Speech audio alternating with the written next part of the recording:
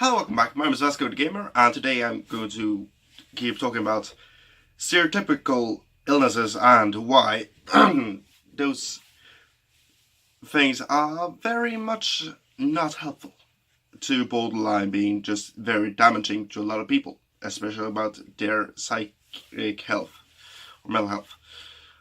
The reason why it's easy to look at a person with ADHD and just see that, okay, so he's hyper, he can't really focus that much, and he's constantly on. Yeah, he must have ADHD. While the other guy who is basically just sitting there totally in silence and don't talk that much, isn't that energetic, no, he can't possibly have ADHD. Well, what you're seeing can mean that A, he can have, or he can't have, doesn't have, while the guy who's sitting still is possibly also one with ADHD, because ADHD is an illness that comes in many variations. And so, one of them is that you are completely quiet, you don't have a lot of energy, and yeah, that is the complete different from the stereotypical ADHD that you normally see. Then you got variations with a lot of energy, but they are very much calmer than the normal ones, or the stereotypical ones, rather. Then you got those who are hyper but have a little energy, that is basically me. And in that case, I can have, or if you are with me constantly around, you'll see that I can have as much energy, or energy output rather, as one with a very strong ADHD or the stereotypical type. My problem is that I have very little energy during the day, so if I am going at full speed, I am burned out in 2-3 hours. Then just... What? Oh, I fell asleep, sorry. And that is not that good. This is also the fact with a lot of other diseases or illnesses. Why do I keep saying diseases? Because they were first thought of as that, and then as an illness, then as a disorder, and then you got syndrome. And you got all these kinds of variations, which don't make a lot of sense where you put it, because it's basically a lottery. Like, okay, you got that one. Yep, can we help you with that? Yeah, we can, congratulations, here's some support. Oh, you got that one, which is way worse. Oh no, we can't possibly help you with that. Okay, sorry, bugger off, please. That's basically the disorder lottery we're living in, it seems. And that's very annoying for a lot of people. And you got the same thing with Tourette. You got different variations, you got difference in the quantity and the output of it, in the severity of it, basically. Like, I don't have very powerful coprolali. That is basically the take that makes you say everything on your mind 24/7, cursing, and yeah, you're saying everything that isn't supposed to be said. I have the tick, but I have it in very, very little degree. So that it's, unless I am very emotional, yeah, just very emotional in general, or very stressed, it doesn't show that much. I have some twitches like that one, and you have possibly seen a lot more on this channel already, but I don't have many big ones unless I am stressed or focusing on something else. Because that's the thing with Tourette, I am constantly thinking about it, and that increases the risk of it happening by a lot. But then again, I can stop it, so it's like, okay, I can stop it, I can stop it! That is me whenever I'm stressed, and I don't like that. If I'm not stressed, I'm just like, what shall we have for dinner today? I have no idea. Oh! How are you feeling, buddy? Sorry for a black eye. So that can happen, but in a very little degree. Or you can say something that is complete bullshit right up to someone's face. Like, it doesn't have to fit. It doesn't have to make a lot of sense. It doesn't have to be funny. It's just the first thing that flops into your mind. Like if, say, someone is wearing a lot of makeup.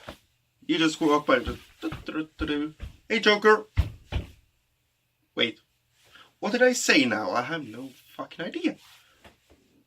Why are you crying? Oh, damn it, I have said something again, haven't I? That is most of the difficulties I faced in a day.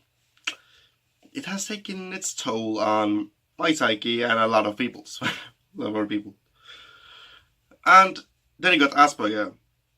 That is very interesting though, because Asperger is both in and outside of the autism spectrum.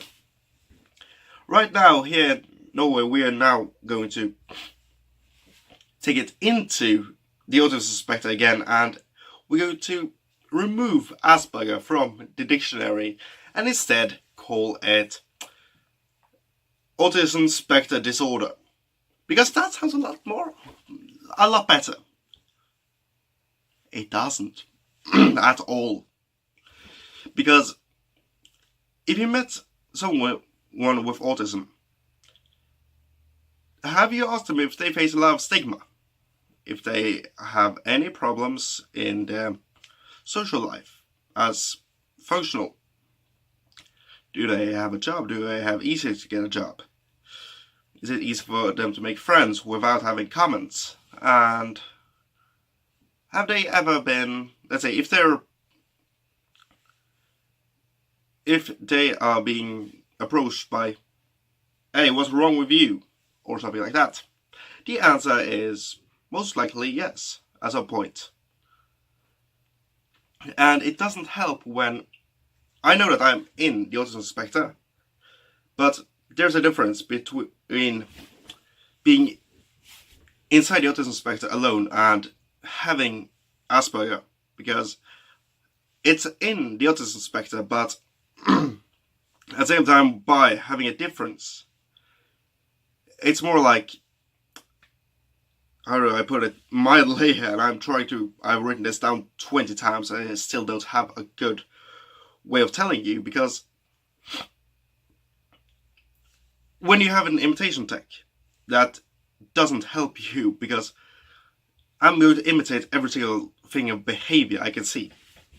Just because I was bullied as a kid, and there's a survival mechanism, along with Tourette, which makes imitation tech a lot stronger. But if I am close to people who have some sort of disease, or illness, or disorder, I will easily pick that up. Also behavior and thought patterns, that is very typical.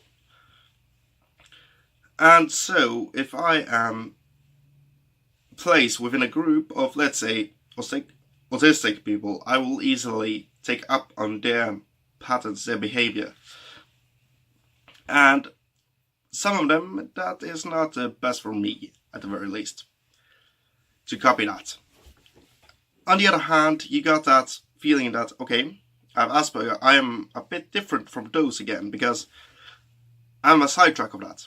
We're all on the main road, but I'm a sidetrack. I'm a side road of that. I don't have that many autistic tendencies if you're thinking very powerful autism. Because I can work, I can function. That is what Asperger's description basically is, that you're a high functioning autistic individual. And now when you put that back, because Asperger has that as a high functioning autistic individual, that is, okay, you're autistic but you're high functional, okay, so we have a difference. And it sounds distant from it. So that might help you, at least with your mental health, that, damn it, I'm not that bad. In the case that, from an employee side, that, okay, do I want to hire someone who is an autistic individual or someone who has Asperger? And the main point here is that Asperger's syndrome doesn't face as much stigma as autism spectrum. or at least autism spectrum disturbance or disorder. Because the one who came up with that name, why? I'm well into the autism spectrum with, I think I had 130 or something on a RADS test. In case point of that was around 95.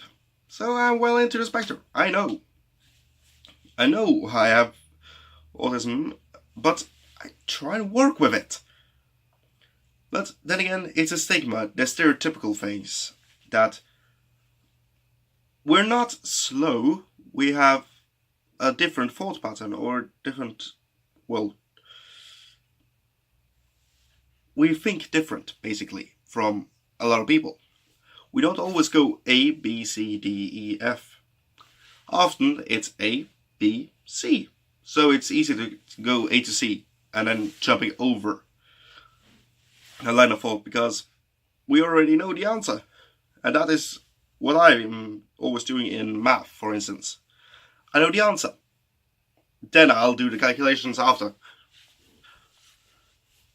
And that was my problem in school, because no one knew why. Is he lazy? No, he's doing more than he should have done. But he doesn't do the calculations, and he's not using a calculator. Yeah, because I'm doing most of math in just head.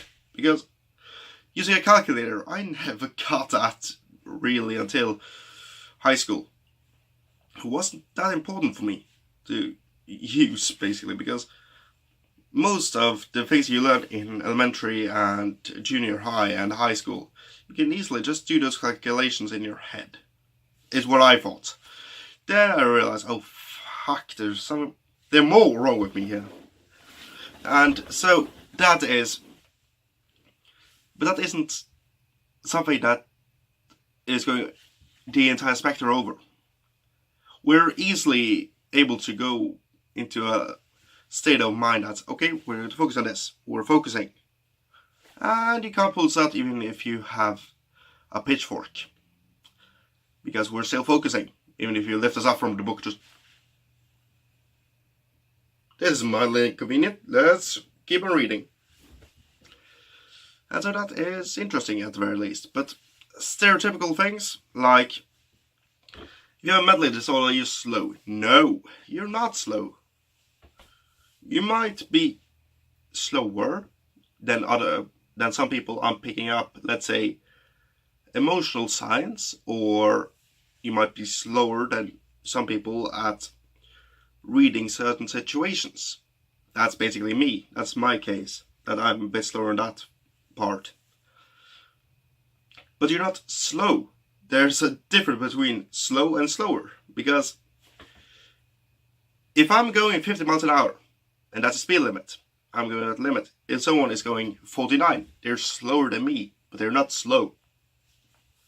Just to have that image burn into your head. Yes, I was just now comparing mental disorders to speed limits, but then again, it works.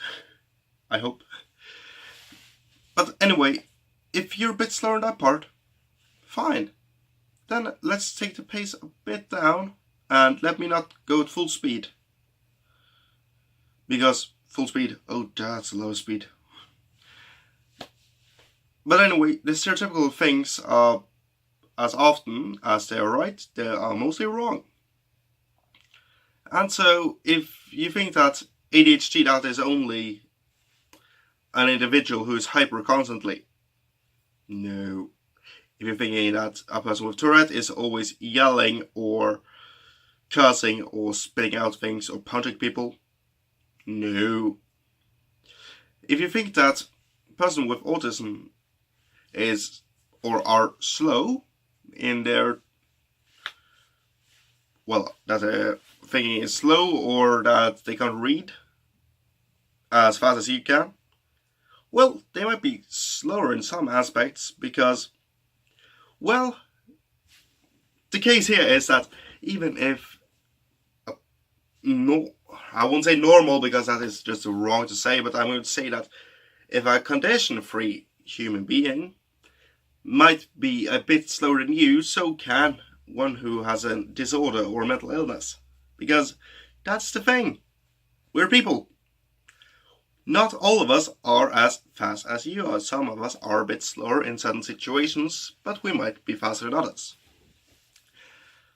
And the interesting part is that most of the people I met with mental illnesses and disorders are more compassionate than those who are healthy or free of them. I wonder why. Is it because that they can still place someone else in their situations? They know the pain of it? I don't know. But what do you think? Do you think that even though you're slower, you're not slow? Or do you have from a certain point of view that I haven't seen? Please tell me in the comments. Anyway, my name is Vasco. This has been just rambling about mental illnesses number X3, I guess. But basically, stereotypical things are usually wrong.